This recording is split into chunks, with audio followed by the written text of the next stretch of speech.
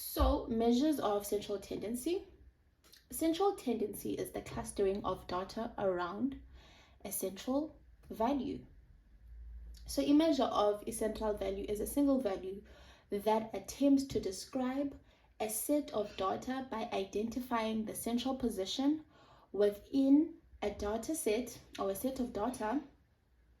We will look at the mean, the median, and the mode, right?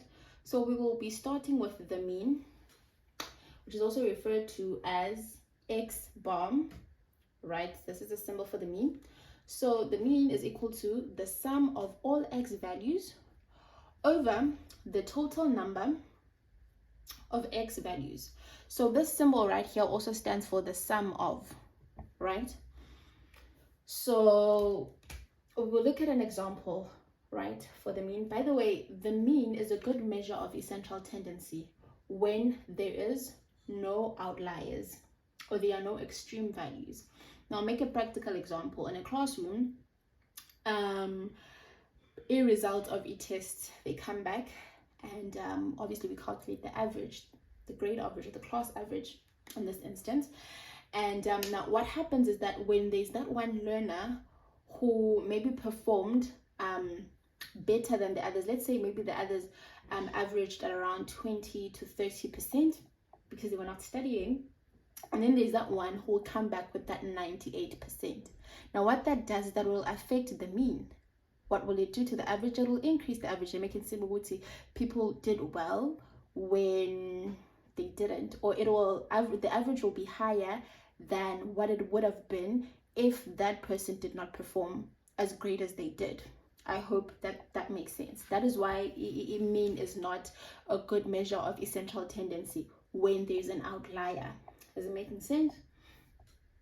Cool. So we will look at an example. So we have a data set that has 10 X values: 1, 3, 3, 3, 4, 5, 9, 9, 9. 1, 2, 3, 4, 5, 6, 7, 8, 9, 10. Yes. So mean is the sum of all the X values. So we will add them all together. So we'll say X bar is equal to the sum of X values over N.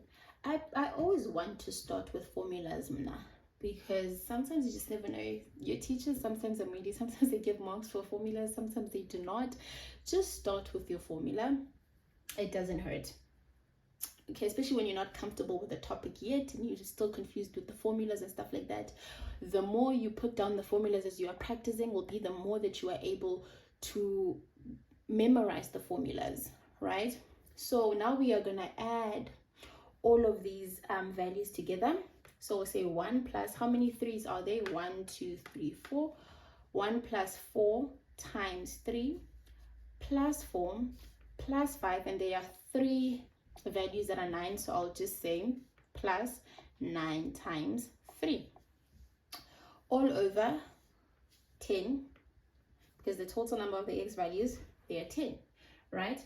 And that will give you 49 over 10, which is 4,9.